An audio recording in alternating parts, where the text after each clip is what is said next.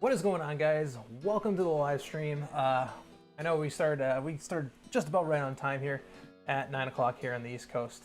How's everyone doing tonight? If you guys have anything you guys want to talk about, leave it in the chat. But I have a little bit of a general kind of overview of what I'm planning on talking about today. So my plan today is to basically kind of just talk a little bit on Inkarnate and kind of like the different options that you can use within the software there. But like I said, if you guys have any interest in anything specific that you guys want to talk about tonight, I'm more than happy to kind of change up what I'm doing here tonight and kind of more specifically going to the topics that you guys want to actually get a hold of. So let me guys know what you want in the chat window there for me. So we are having a little bit of a goal tonight. I always say we have a little bit of a goal, but I'm hoping to get to 150 subs sometime this week. So we're well on our way there. We're at 142. But the goal, of course, if you know anything about the channel, like we're really trying to make sure that we can actually enable more and more people to play this amazing game that is Dungeons and Dragons, and anything that I can do to kind of help you guys. And if your players out, dungeon masters, whatever the case may be, make sure that you guys leave some comments, because that way I can give you guys kind of tailored feedback on what you guys are looking for. So with that being said, if we don't have anything specific to kind of talk about right now, I haven't seen anything in the chat yet, we'll actually just get right into Inkarnate here. And as you can see, we're actually in Inkarnate right now. So far, I've only really done a couple of things here and there. But what I wanted to do is kind of, right now I'm using the free version, but what I kind of wanted to do was actually kind of talk about some of the different features that you can use even within the free version to kind of help you with your own map making for your campaigns. So we're actually just going to go in and I'm going to make a new map right now. We were working on Theoba last live stream, but I'm still not upgraded yet. That might take a little bit. I'm still here, but I want to still give you guys something to kind of utilize and play with. So what I'm thinking I'll do is I'll show you guys how to kind of generally create a new map kind of like layout, and then we're actually probably going to go into this Dragonmore editor here and actually kind of maybe play around with some of the assets that I already have in here, some of the different cities and stuff like that, maybe expand on maybe adding some different features into the Theoba map, but then even this little island right here, which I haven't actually had a chance to play around with and decide what I want to do with it. Do I want to make it something that's discoverable in this campaign? Do I not? I mean, it is on my zoomed in map for my players to explore if they choose to go that way. But how much do I want that little continent to be involved in my campaign? I'm not sure. So looking at the chat, doesn't look like there's anything there, so I'll just keep going on. Like I said, if you guys have any specific things that you want to talk about, make sure you leave it down in the chat. I'm more than happy to kind of tailor what's going on in this, because I want this to be most helpful for anybody that's out there watching it right now. So get into here and we'll make a new map. The first thing we're going to do when we go into Inkarnate and they ask us is to choose a style of map that we want to build. It's going to take me a little bit here to kind of pull them all up. With the free ones, you're going to have the choice of the regional maps or a world map. This one, I'm going to do a world map, just so we can kind of get a generalization of kind of the area that we're doing. And we only get the one choice of digital landscape, whether it be a medium and high resolution. We'll go high resolution here. And it doesn't take too long. The software is actually pretty good and intuitive once you kind of get used to it and play with it and understanding the way the layers work and stuff like that. Now, one thing I do recommend for new dungeon masters when they're first starting out in their first campaigns, if they're not really sure what to do as far as making a world, start out with just one town and then worry about making the rest of the world later. But if you're looking to make a world specifically, what you can do, and what I like to do, is actually use this world generator. Just because I'm one of those people that likes to let the topography of the map, I'm hoping I'm using that word right, using the kind of randomness and the topography of the map to kind of determine how I want to build out the rest of the world. So before running, we're going to clear all the stats, fill all the different textures. We're going to say that maybe there's a little bit more land, so we'll say 55. If I can get it to say exactly 55, and you can type it in like I just did. Then we'll say generate new world. So it's going to actually randomize the amount of land masses and stuff like that and just kind of throw it on this map here. And as you can see, it's already kind of generated some really cool looking land masses here, especially this one right here. I like this one. This is something very interesting right here. So now we have different land here. Now, if we wanted to expand upon it or do something different, what we can do is right now we're in the shovel tool. Now, if we want to drag anything around once we put something on the map, we can. But right now, go to the shovel tool, and we can actually make more land masses if we want to. So if we zoom in, let's say we don't want it this big. Let's make our size of our circle here a little bit smaller. We can actually click, and it's going to add that little bit of land, and then it's going to fill it in and kind of give you that new shoreline, as you can see there, which is kind of good if you're trying to make your map a little bit more customized as you're going through. You can also change the shape of how it makes everything, and you can do it in grid. You can do it in circle. I like to use the star because it makes it more natural, in my opinion, but that's up to you. And then let's do shading. So right now, what we're doing is we actually have a little paintbrush, and as you can see here, I can fill this in. It's going to change the color of the land that we have here. And I'm thinking, if I zoom all the way out here, and one thing you can do to just kind of help you move around the map is I like to use the magnifying glass and then zoom into the way I want it to sit.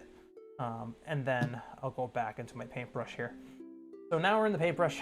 I kind of like to determine where are my Arctic areas going to be. And then in normal cases on like a normal world map, you'd probably want to put them in the north and the south. But sometimes you can put them in random places, and I like to do that because it gives me the opportunity to kind of play around with like what's actually there. So you'll see there's all these different land textures and stuff like that. When you have the pro version, you get a lot more. That take a little bit to load in, but you can see like different colored waters, and you get some cracked ice. You get some other really cool, interesting, different textures once you get the full version of the software. But for right now, we're just going to go with what we get. And I think what I want, we got this cool, really gray land that I like to play with. And let's say this northern ridge up here is all gray. So I'll fill this in. And what I'll often do is build layer on top of each other. So I'll start with this like lighter gray, and I'll fill all of that in and kind of make it a little bit random too, just because most maps aren't all uniform. And then I'll go back into the catalog, and then I'll actually take this darker texture, and I'll just like feather in a little bit of dark gray texture. So there's a little bit of a texture change. And you can see that like I'm not holding the mouse button here. I'm just clicking and just like adding a little dab of this paint to this land. And then we'll go back in here, and I'm going to take the white tool, which is basically snow. And I just want to kind of like make this northern border a little bit more. And you can see with the white tool, it's a little bit more thicker than we'd like it to be. I'm going to see if I can't make it a little softer. Oh, that's went the other way. Whoop. So sometimes you have to kind of play around with it a little bit. So we'll try to get rid of this. We'll make this a little bit bigger so that way we can kind of hide that again. And which is kind of nice because you can kind of come back and revisionist history a little bit what you just did. And then we'll go back into this darker tool. A little small. Oh, not that small. And we'll kind of just dab again, like we were talking about before, kind of on the edges there, because we would think that that would be the area where it would be the most opacity. Let me do a test blob down here. Yeah, that's what I more like what I want. So we'll put it at half, and I want to just kind of lighten this area up here. Make it shade in a little bit. Try to get rid of that little oopsie that we did there. And just kind of fade it in. Now we have kind of this cool little like textured kind of like layeredness to it. And then let's say we want to zoom in on this part of the map, because this is kind of like what we've been doing most of our action here. Unfortunately, with the base stamps that you get with the free software, you only really get these brown mountains. I'm going to try and see if I can't get rid of... Oh, it's not going to organize them by the assets that we have. That's annoying. Well, this is the one that we're using, so that's weird. Yeah, that's going to prompt me to do that. Strange. I don't know why it's showing me all the starred ones. I don't want those ones. Let's see if we can't... Huh. Well, I don't know what it's doing right now. See if I can take, no, it's not gonna let me do that. If I can get rid of stamped sets. Okay, that's gonna give me a little bit more options here. Let's see if I just get rid of, no, maybe it's just stamped sets. Interesting. It's allowing me to use a mountain tool, so I'm trying to figure out why it's not showing. Huh. Oh, they're all at the bottom for some reason on this. I don't know why it's switched them. I'm trying to see if I can't switch them the other way, but it's not going to let me do it. But these are the basic ones that you actually get with the software, just off the start. And like you can see here, there's only like certain textures and colors. So I'll often take these large mountains here, and you can see how big these things are as they come out. But you can change them, luckily, with this kind of size meter here. Especially in the grand context of the world, a mountain that's this big is probably going to be a little bit out of place. So I think I'm going to go a little bit smaller than that. I still want it to be a pretty large mountain. And what's nice is that this tool will actually randomize, if you allow it to. It'll actually randomize these different mountains as you're making them. So I'll show you what I mean. Let's say we want to make a mountain about this big. You can plant it, and then see the next one that it gives me is a different size. And we can plant it next to this one, and it's going to kind of fold it onto each other to make it look more natural. And then we'll keep doing that. And then let's say we have one random big one out here. And then if I want to change them, I'll just go back into the catalog, and I want some of these smaller ones. So we'll take some of these smaller ones, and we'll kind of like put them in where it kind of makes sense here in a mountain range of this nature up in the north. And we kind of want to fill in all this area, because unless we want our adventurers to be able to get to that part of the map, we probably want to make some sort of geographical wall there a little bit. And even just this, like, I've only added a few different little things here. Like, I could easily say that maybe this is a volcano over here in an Arctic environment. I've already kind of got that idea. I've already got the idea of, like, maybe there's some kind of like barbarian village that lives in here, and that's why it's like optimal for them because it's kind of well protected. Or maybe it's actually kind of a little bit like the name escapes me. Maybe it's Rohan in the Lord of the Rings series, where, and correct me if I'm wrong, just berate me in the chat, please, if I'm wrong, of the like a city built into the mountainside, and we can actually kind of do that even with the free stamps that we have. So if we go back into the catalog, so this is the stamp sets, and these are the ones that are just mostly the landscapes. But if we get out of the stamp sets and we go into stamps, it's going to give us kind of the base assets that it's going to allow us to use to kind of make some civilizations and stuff like that on this world map. Fortunately, we don't get any of these really cool ones like these orc and like barbarian kind of style different structures. And like we don't get a volcano or a cool dragon or anything like that, but we get some stuff up here at the top. We get a compass, which we can kind of like plant if we want to. If we go back into this tool, we can kind of plant the compass in somewhere that makes sense for a map compass. I'm thinking probably like right here. Boom, easy enough. And then let's go back in here. And let's say that we do have like a kind of a big keep that like is kind of, maybe it's here on the coastline, kind of keeping people from kind of passing through this area from one side to the other for whatever reason. So maybe we make this keep a little bit larger. Maybe not the whole width of that, but maybe something more along the lines of this. And then maybe, let's see what we can find in our catalog here. Doesn't look like we can find anything like a wall or something like that, but we can put one on the other side to make it seem like this is kind of like a pass, and you have to kind of like, whether it be paying a toll or whatever the case may be. And then, let's say maybe there's a city somewhere in this world closer to somewhere that makes sense, somewhere that's going to be able to kind of be kind of a hub for trade and stuff like that. That's fairly well protected. Not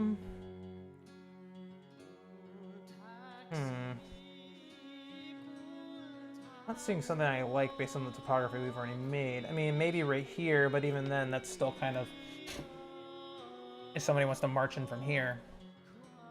But I do like the idea of almost putting it like right here, so that way you either only can attack from the sea or from this landmass over here. Because then it's kind of like, it's like kind of like a almost like a natural kind of defense, even though it's, you know, it's surrounded by water, which, I mean, for naval attacks, sure, but I mean, eventually the boats have to get out of the water, or the people have to get off the boats and out of the water, so if they're very well protected on the land, they're gonna have a hard time doing that. So let's go back to the stamp tool, and let's see what we got here again. I think the city is the best thing we're gonna get right now, but let's make it a little bit bigger. We can. I mean, it's gonna look kind of wonky on the map, but we can always fix that with the shovel tool and come back in here and kind of make it look like this city isn't falling off the map here. And then we can select it and kind of drag it around here to somewhere that kind of makes sense. And I think that looks pretty good for there. If you want to give anything a name, so let's say if we want to give this particular city a name, we just go to this text tool, you just click and it's going to put that bubble there, and then in here you can actually edit what you want the text to be. We'll just name this text or this city.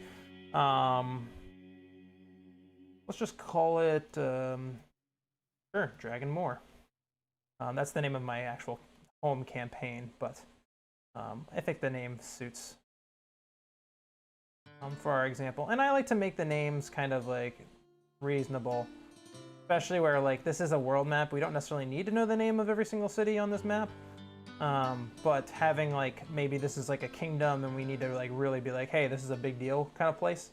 We'll put that there. And then once you put the text in, you can actually come back down here where all the different options are. And let's say if we want to change the text, there's actually a bunch of different texts in here. If you want some of these ones, you have to kind of pay for those. But you can see there's a bunch of really cool ones if we put them in there. I like, there's a few that I like. But the one that I kind of like is this Eunice. It looks kind of cool, like kind of mythological sort of, and it fits well for my personal style. You can actually throw shadows on your text if you want to. You can make the text a little bit more faint, or you can make it more thick, a little bit more opaque. You can rotate the text if you want to. Sometimes you can do it from here, or you can actually just grab onto this circle and just kind of move it around yourself as well. You can actually do that with any tile or token on a map. Let's say if I want it this way, and then I want to put this kind of more like there, then it looks a little bit more kind of like a hand-drawn-ish kind of map, but maybe actually, I don't like it facing that way. Let's put it there. But you can also click on this thing here, and you can see that there's another circle here, and you can kind of rotate your cities and stuff like that to kind of fit the way you want them to fit on the map. Now, let's say I don't like this landmass here. I mean, we're kind of like in close to this mountain range where it's very frigid and cold, but it's not going to be like dirt here. It's not a desert. So let's see what we can find here that's going to make more sense.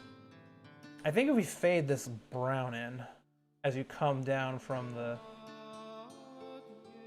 mountains here, so it's a bit of a gradual. And maybe I'll make this a little bit darker now that we're closer to the...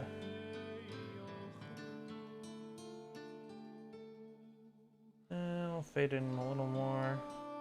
Oh yeah, it will actually remind you, which is nice. The software will remind you, hey, you made a lot of changes. Maybe you should save this thing before you lose connection to the internet, which I'll do right now. And we'll just call this, we'll just leave it as new map for now. This is just an example map. I'm probably not going to keep this one, but I might build off of it as we go forward, just so you guys can have a little bit more to kind of play with.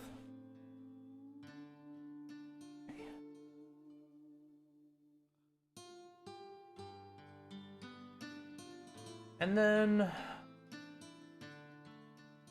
let's play, maybe we'll actually add some green here. So this is the best one I can find for my purposes, but I'm going to go a little bit less.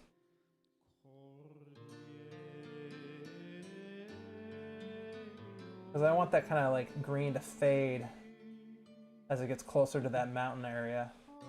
But I also still kind of want that brown in the town because there's probably not going to be a lot of grass growing in this city.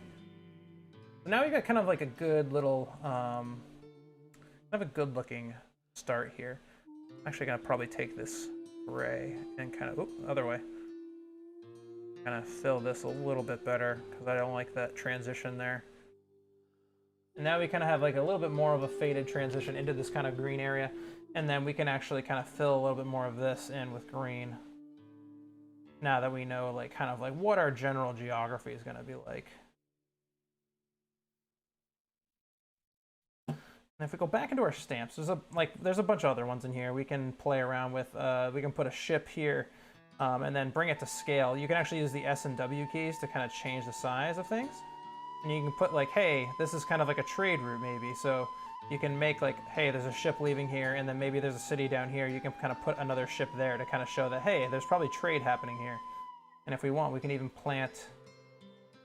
we'll just plant a town down here to kind of exemplify that. But now obviously that town's a little bit small compared to our ship here, so we gotta make our town a little bit bigger to scale.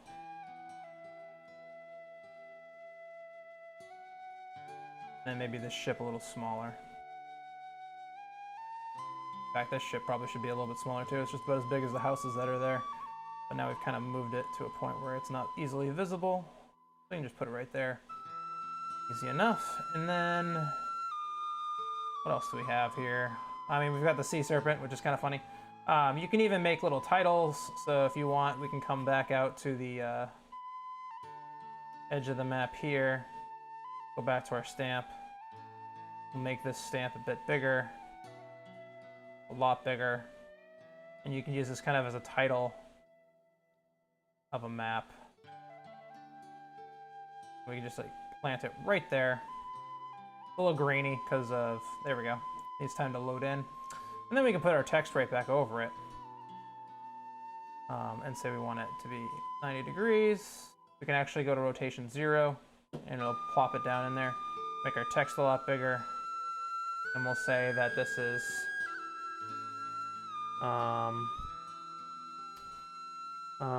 we'll just say this is Rivendell. Nah, let's call it I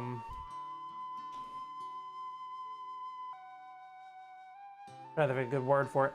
Volesh, sure. This is the world of Volesh, sure. And if you know anything about my actual campaign, that's actually a name of a town in my campaign. And we can actually change the text color too.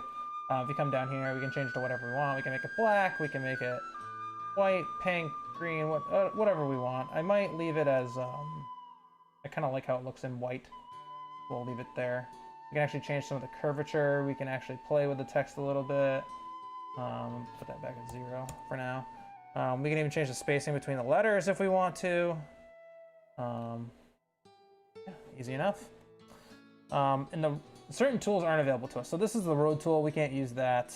We could make notes if we wanted to, depending on where we want to on the maps. I'm not going to do that today, just because this is kind of just a general overview. And so we already have kind of a good start here for a world. I mean, we got a trade route going from here to here. We could say that maybe this is the capital city.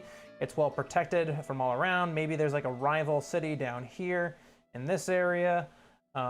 Maybe there's like a barbarian tribe that lives out here that kind of like comes down from the mountains all the time. This could be a volcano. Why would you put your capital of your continent near a volcano? I don't know. Stranger things have happened in history. But this is just kind of a good little general little look at what we could do just with this base kind of free stuff. And thanks to that, I'll show you guys what you can actually turn things into fairly easily. We'll go to my maps here that I've made. Some of them are a little bit more detailed than others, but I've even made like my own like little cities out of them. So let's go into this one. This is actually Volesh, the town from my campaign.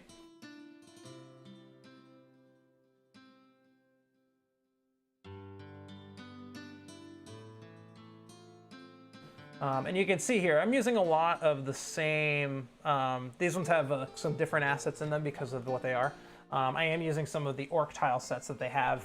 This is a different, it's not the world map one, this is like kind of the regional map style, and that's why I have access to these other different assets. But you can see like I've added some kind of like tents here and there. We've got this kind of city. We can actually even label some of the stuff like the town hall. We got a chapel, we have an inn.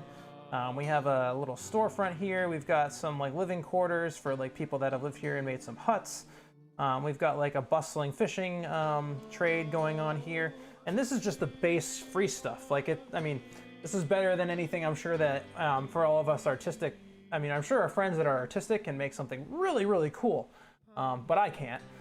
So I turn to this software to kind of make my life a little bit easier. And then if we go back to the maps again, I can show you my world map that's still kind of in development, but you can see how detailed you can get into it as you're going. It loads up here for us. Here we go. So the Kingdom of Theoba is what I'm playing in my homebrew world, and right now my friends have gone from this little area to this little area to this little area. They're on their way over here, but as you can see, if we zoom in, like, you can use some of those little tile sets to kind of represent a village, or you can represent a fishing town, and then we've got a keep up here, and then I've even used the, there's like a stamp tool you can use. Oh, I hit save. You can even use the stamp tool.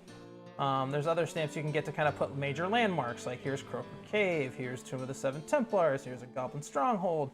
I've even placed like kind of some random towns here that I'm eventually gonna flush out and come to understand a little bit better. We've got some more up here, we've got less up here, which there's a reason for that. So like, even then, still, this was a randomly generated map as well, which is kind of interesting, because you can even get down to that nitty-gritty zoomed in amount if you really want to. And right now, my players, there's plenty of stuff to do just in this one continent here, especially up here in the north where it kind of flattens out. I mean, it's probably very uninhabitable, but based on the fact there's only one keep up here right now. But there's a whole lot that can be fleshed out down here. And like I said, we've got the Summerhome Islands, and then I often will make reference to my big maps to my other maps as well. So like we were showing, we had that Valesh map. You saw the Summerhome Islands. We opened up the Summerhome Islands. You can see we've got the 3 islands, and then eventually I'm slowly but surely breaking these down into their own individual island maps and then town map. Like, so you can get kind of crazy within this software, and it can even get really detailed. So we've got some ruins up here. We've got some, you know, dead trees to kind of represent a dead forest. In this area, we've got a couple of towns here. This one's probably bigger than this one. I'm still using the free assets because it just makes my life easier from that standpoint, but there's a lot of ruins on a lot of these islands. There's one random settlement in here. Why is that? And how are they, what are they doing? Maybe they're mining something in here. I don't know. But it kind of, just like having some of those general topography things can kind of give you some outlook on what you're going to do within the world that you're building, and then you can kind of roll with it. Like, okay, now we have a mountain town. What could happen in a mountain town? Maybe there's some or orcs or ogres or something like that, like from some clans or something like that up in the mountains that are trying to come down. Maybe giants. Maybe we have some barbarian clans roaming the area. Maybe we have some Underdark kind of different encounters. Like maybe we happen across some mind flayers in the Underdark. There's a lot of different things you can do just from kind of building out these maps and kind of playing around with, like, okay, now we have this here. What does this mean? How can we build an encounter around this? And that's kind of why I wanted to show you guys this, because having that representation can also be inspiration for your future games. So, with all that said, I'm actually thinking that this is going to be kind of where we stop as far as this particular stream is concerned. We went through a lot of stuff here with just the different things that you can do in Roll20, or not Roll20, in Inkarnate, and I'm actually planning on doing a really good kind of breakdown of Inkarnate again in a video later this week that'll air on Wednesday, so be on the lookout for that. But otherwise, we are going to get off of YouTube right now, and we're actually going to switch over to Twitch here in about 5 minutes. I'm just going to make a cup of tea, and I'll see you guys over there. Thanks for watching.